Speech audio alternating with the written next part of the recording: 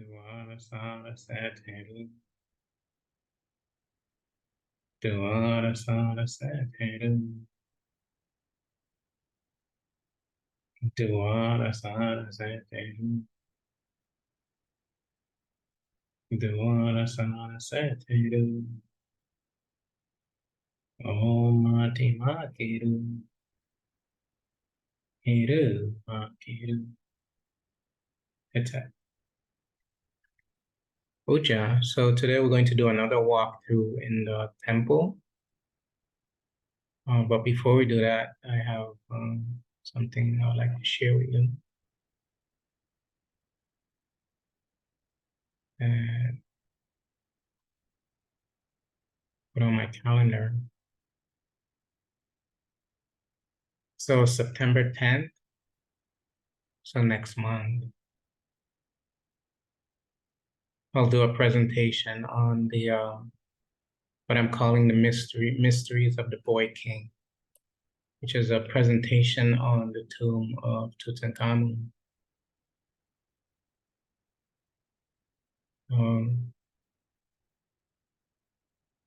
Which is,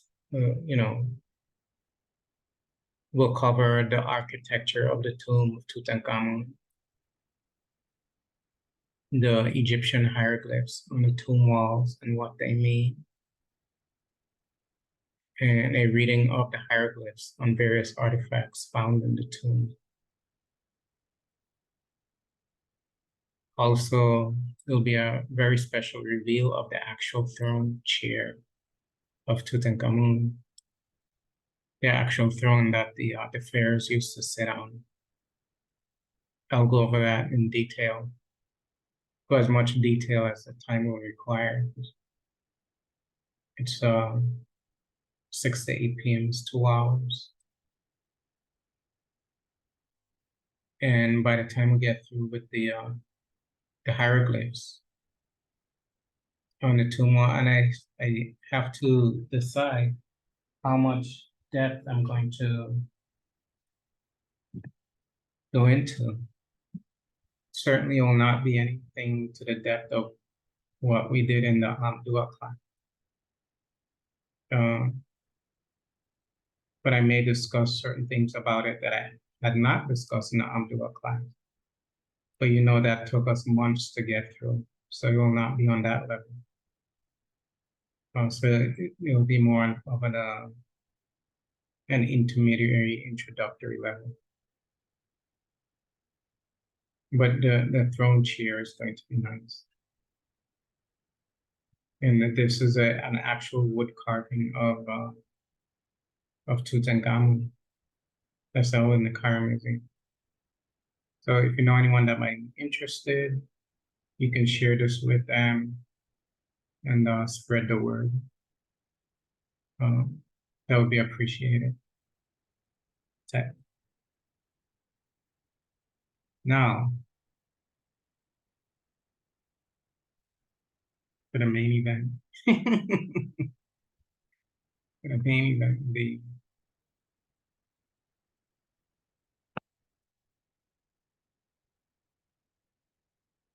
okay, so let's go here.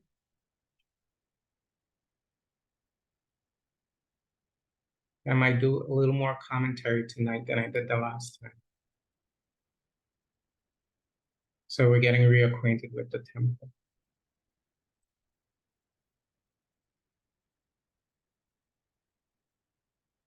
And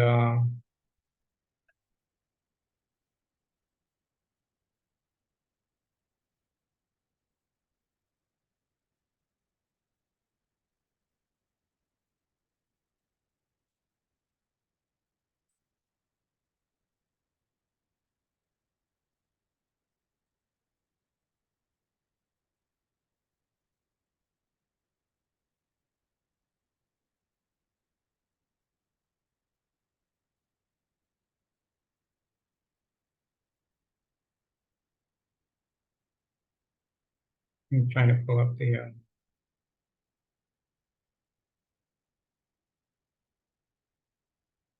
okay, here we are.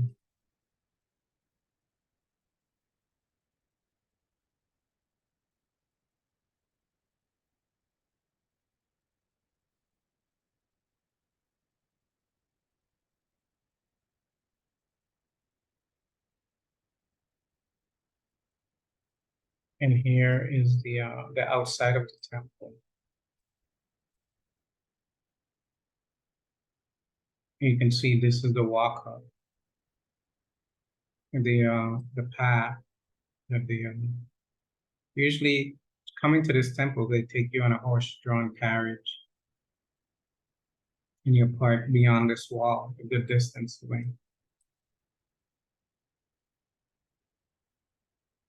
And here's the birthing house. And this flooring is actually, I believe this is modern flooring. And you see the mud brick wall.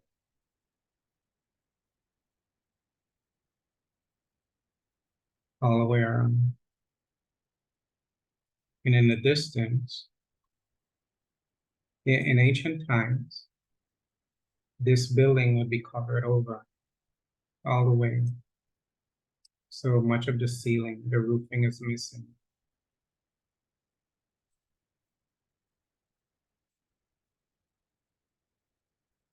And you can see Bess is on the capitals.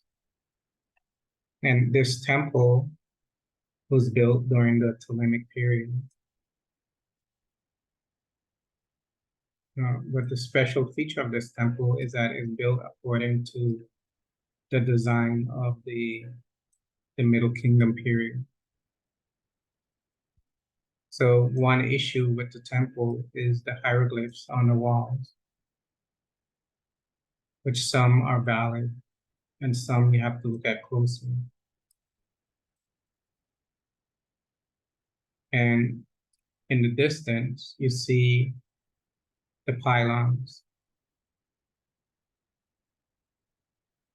And these are referred to as pylons, the facing structure of the temple that is projecting out a special message to anyone who approaches the temple.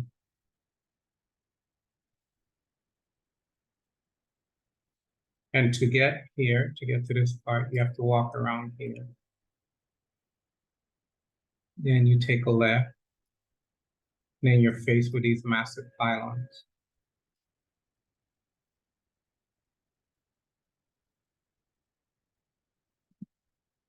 And the community members, meaning the people who are not priests and priestesses,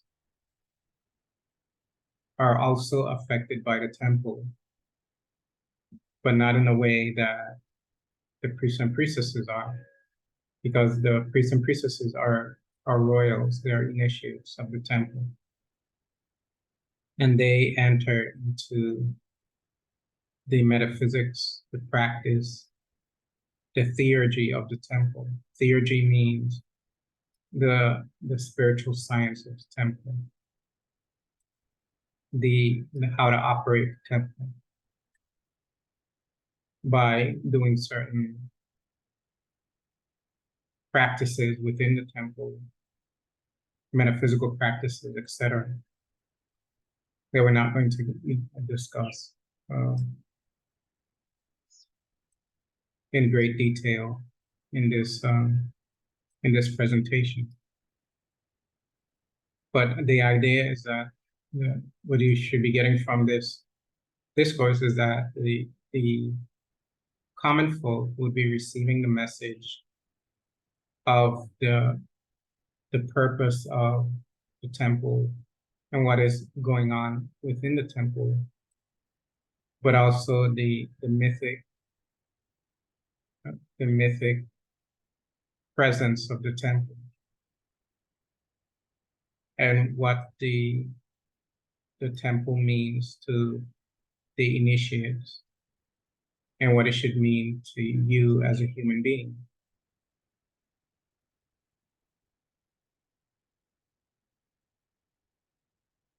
Because the temple has a purpose for the initiates, but it also has a purpose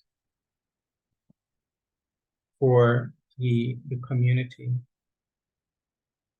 If the community is inculcated in the the mythic,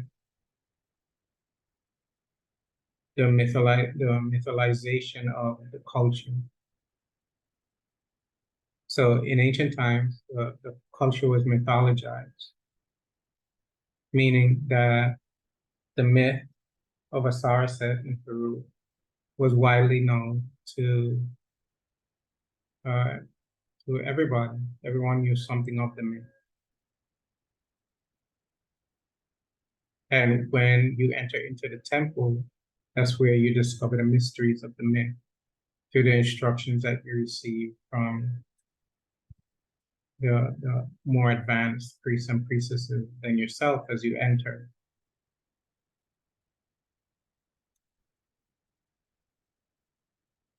So there's great architecture, architectural design, things like that.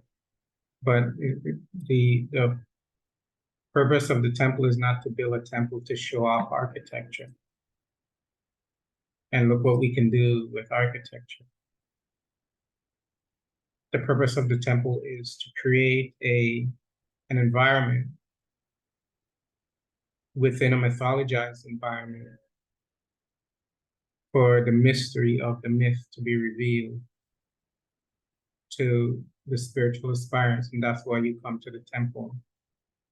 And that's why you enter into the temple,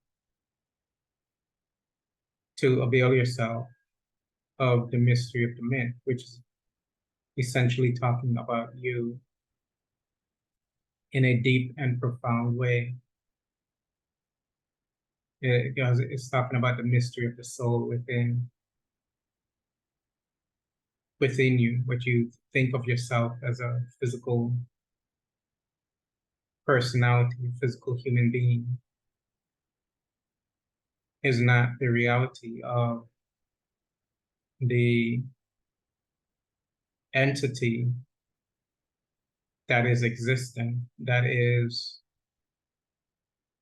expressing itself as a human being. There's something other than that you are, and the temple reveals that mystery.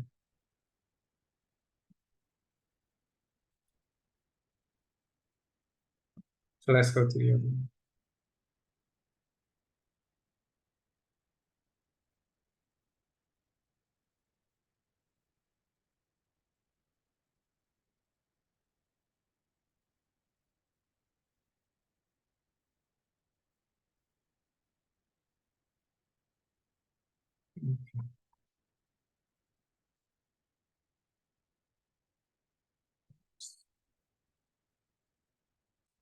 They're kind of like out of order. So.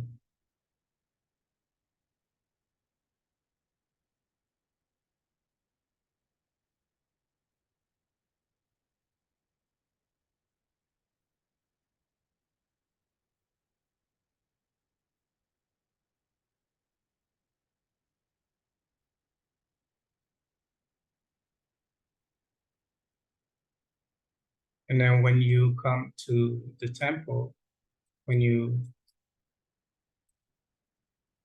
pass through here, we were back here, we were looking at the birthing house.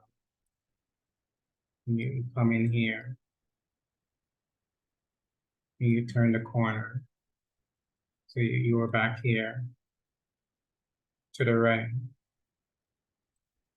And you come in and you walk in between these large walls. You come this way.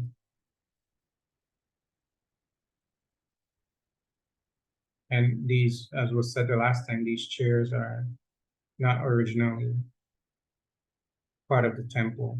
They're put there for the light shows that they do.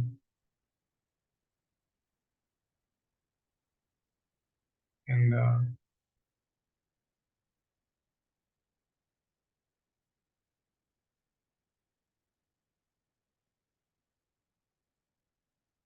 so we're using this one, but I have a cleaner picture of this without people standing in front of it. But this will suffice for me. You see here, this is a goddess Isis, a set.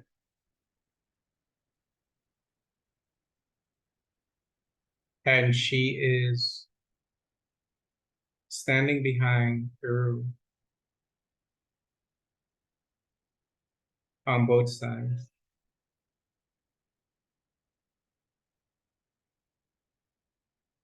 And firstly, some basics about the pylon. There would be a large door here. So now, today, if you go, you can stand here and look beyond this level. But originally, you could not. So the common people, the people who are not initiated into the temple, they would be able to see this pylon, but they would not be able to see beyond the door. So what's written on the pylon is a message to the common people, or the people who are not entering into the temple. But it's a message. It's sending a kind of signal. And these four vertical groups, this is where the tall flagpoles would be that would carry the flag, the green, the yellow, the blue.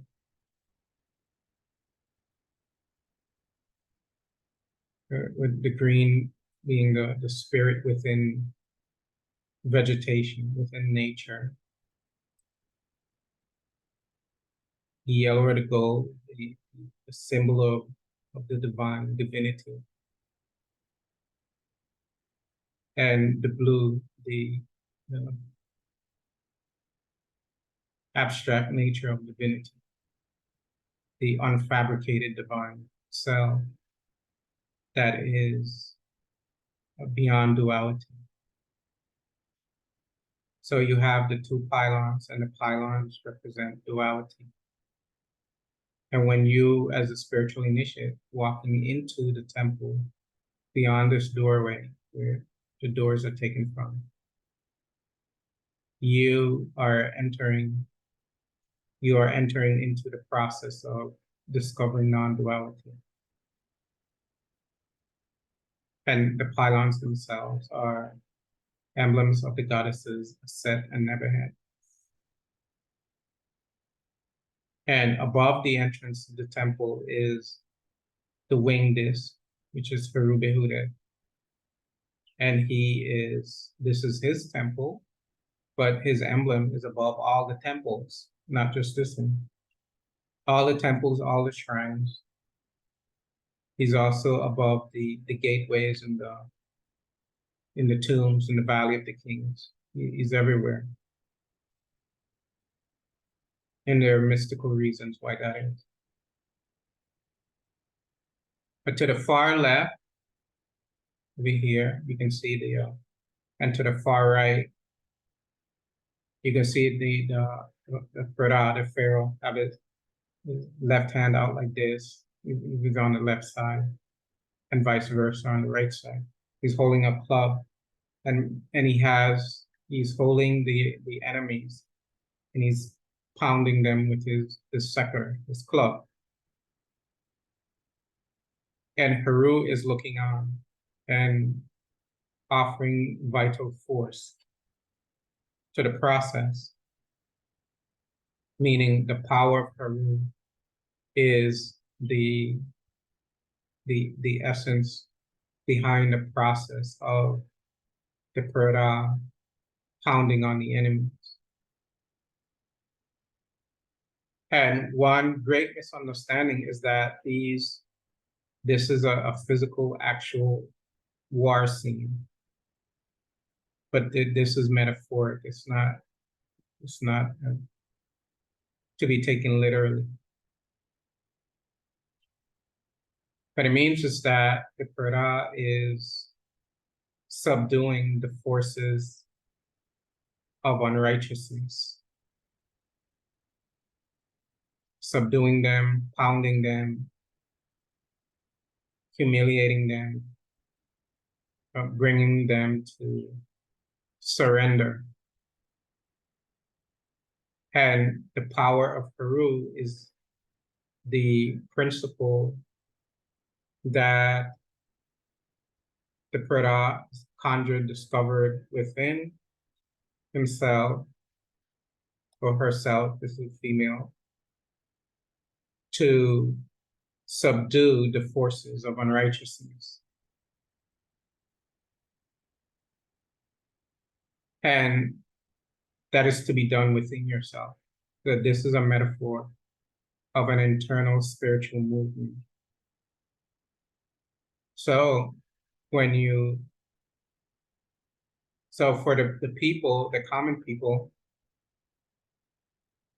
this helps them to connect with the Purdah and see the Purdah as this exalted personality who destroys unrighteousness and provides for the community and the society and keeps chaos away from disrupting the, the civilized life of the nation. And as a symbol for what the personality should aspire to within him or herself.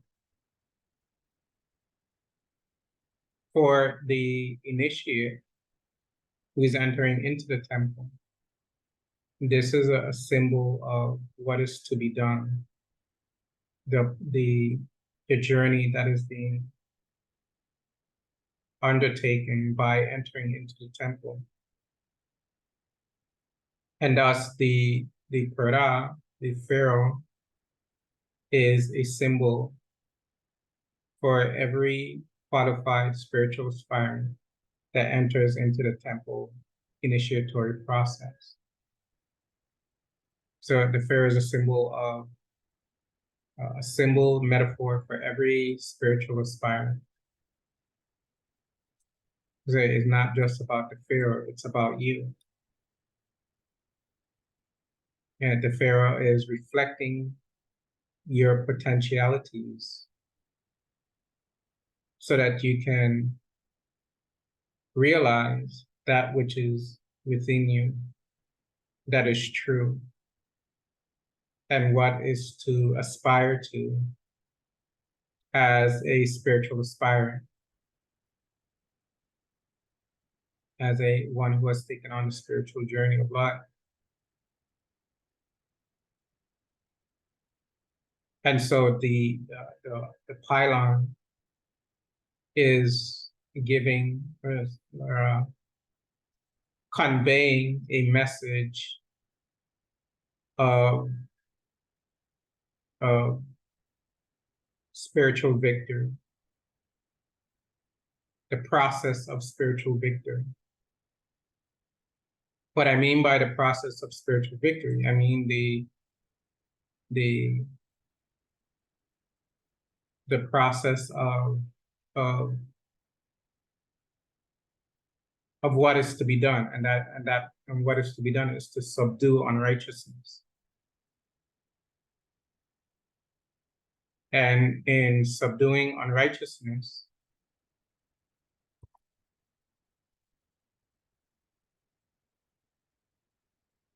within yourself, you are fulfilling the mission of the soul that is being reflected by the pharaoh, by the Purdah. So the journey of the Purdah, the stance of the Purdah, is a symbol for you, is a metaphor of yourself, in other words. And therefore, you are the royal. You're walking the royal road, the royal path to spiritual enlightenment as the discovery of the essential nature of self.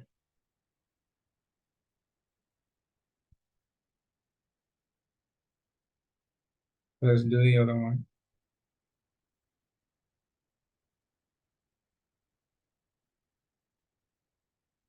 Let's see.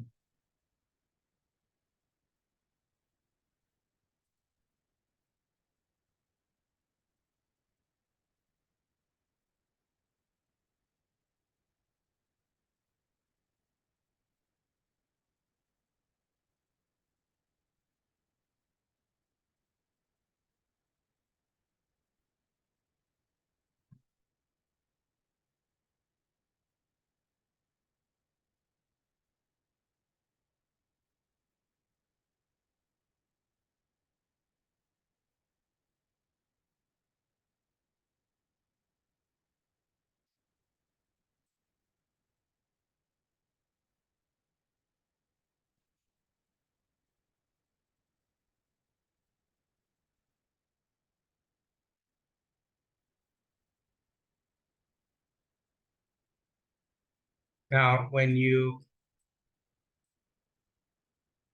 so we were standing out there, we were looking at the pylon, and then we enter. So in ancient times, there would be a large door here. And to give you an idea of how large the doors were, look at the people and look how tall the entrance is. It's massive when you come in here. And this architecture is designed to make you feel small and insignificant. Designed to make your ego feel small and insignificant, because you're not bringing your egoism in here. So it has to awe you. It has to take your breath away when you walk in. When you walk in here, you realize you're coming into something grand, something special, something powerful.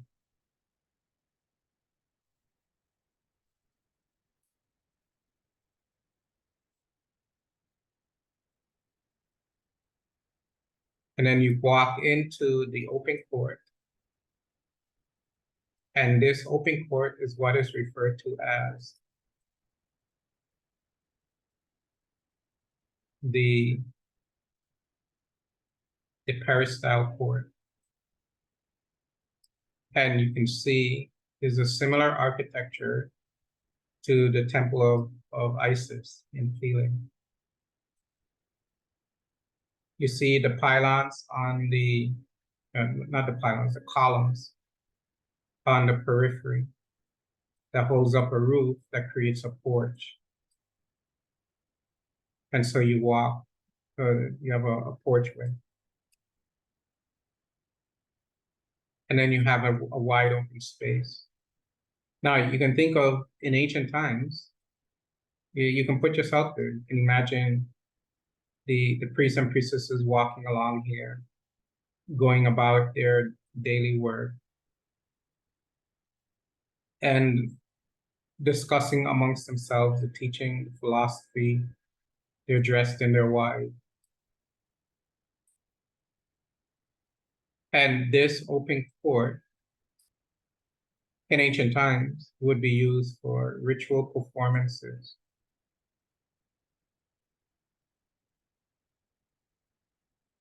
of play. And what they would enact, what the play would be the Assyrian resurrection. In this myth, in this temple, is to be the primary myth that is played, the Assyrian resurrection. And the primary aspect of the myth that would be played out would be the myth of Heru Behudet, the warrior. And that's from a mythic perspective. I've shown the mystical aspect of Heru. Recall that Ma'at is the innermost personality of Heru Behudet. And I've shown that to you.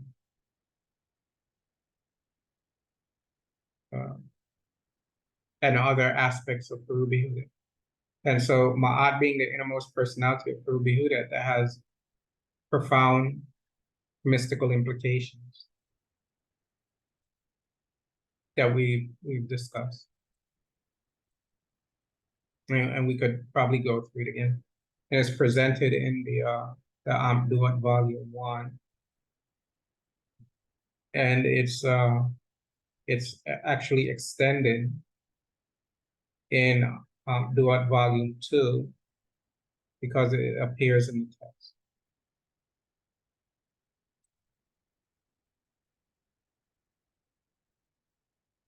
And so the ritual performances that will be done here would be performances of theater, and that would be the time when the common folk would be allowed in.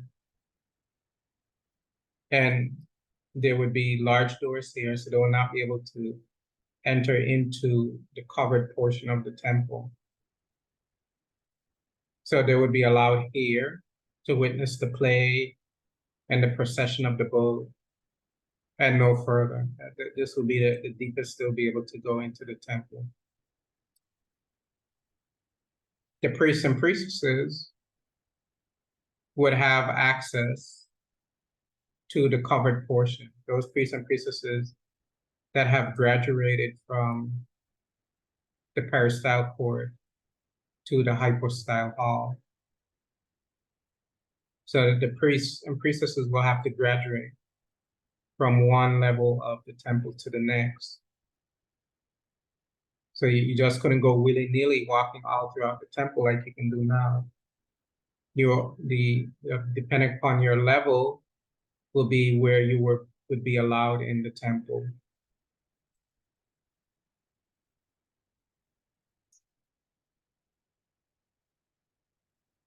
So it's quite all right for these personalities to be here.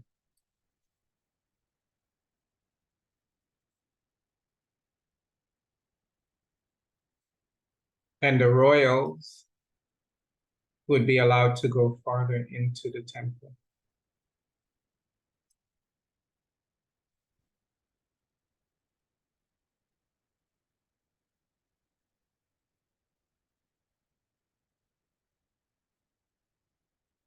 Okay, to the next one. Hopefully, let's see.